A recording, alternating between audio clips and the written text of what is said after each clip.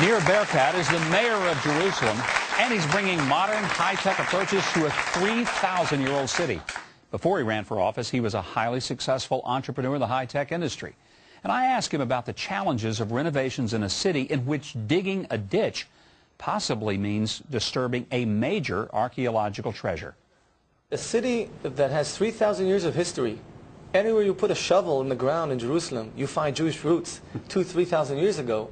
So the challenge is, how do you manage 3,000 years of history? Lots of cities that are new cities are not faced with such challenge.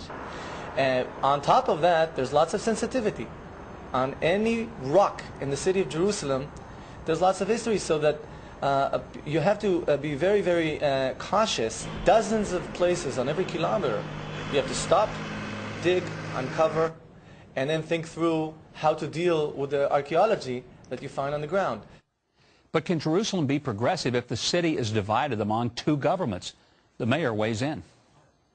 Jerusalem has to stay united. There's no history in the world for any city that is split that works. There's no such thing, especially not Jerusalem. So we must keep Jerusalem united. We must enable more people to enjoy it, the whole world, preserve it for generations to come, and make sure that the quality of life of all the residents, Jews, Christians, and Muslims, are dramatically improved. The reality is that Arabs and Jews live in different parts of Jerusalem, north, south, east, and west. I don't believe that anybody in the world, in the States, that will say that a person cannot live in a certain neighborhood because of its origin, because of his race, because of his beliefs. It doesn't fly. You have to be very honest with people and manage Jerusalem as a united city fairly and honestly under law.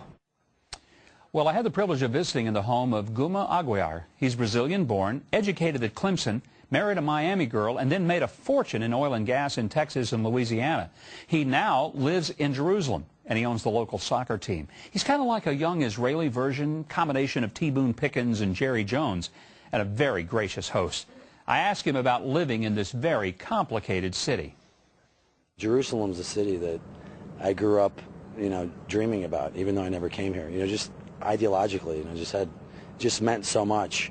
And over the years, as I learned more about it, and as I really became emotionally attached, but also intellectually attached, to where you understand where Jerusalem fits in, in the big picture, and purchasing property and getting involved in trying to, buy, different properties in different parts of the city, and not viewing East Jerusalem, West Jerusalem, this line, that line, but just viewing this as a special place, and being able to invest in it was something that I always wanted to do.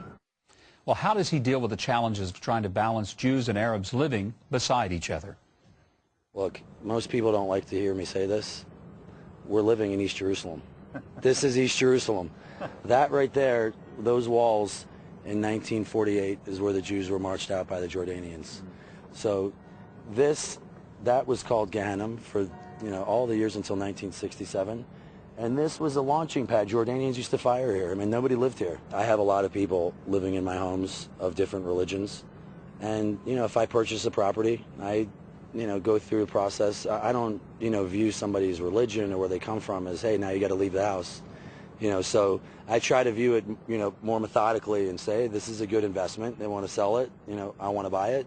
And they can continue to live there. I don't have to go, creating, havoc over the situation, and it works.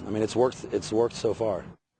Well, I know that my own view is not necessarily the conventional view, but it seems to me that it's important that the Jewish state of Israel allow people of all faiths to continue to live there. But it's important that reality sets in, and that we realize that the notion of a divided Jerusalem is not only impractical, it's an impediment to what should be the hope of all of us, peace in Jerusalem. Well, we weren't all business while I was there. I had the pleasure of working with our terrific staff at the Fox News Middle East Bureau in Jerusalem. And I found out that our own Mike Tobin, you regularly see another side of him. Well, let me just say that this is how you usually see him. As the Merkava tanks are rolling into position, different combat spots right on the fence with Israel and Gaza. Let's take you up and show you exactly where the fighting took place this morning. The attack happened just before 6:45 a.m. Again, exactly on the Israel-Gaza border fence. Yeah, that's the Mike Tobin that you normally see. But now, did you know that the Little Rockers have gone international? I joined up with Mike and Bradley Fish, who's a local studio owner, originally from Wisconsin, and we did a little country music, Israeli style.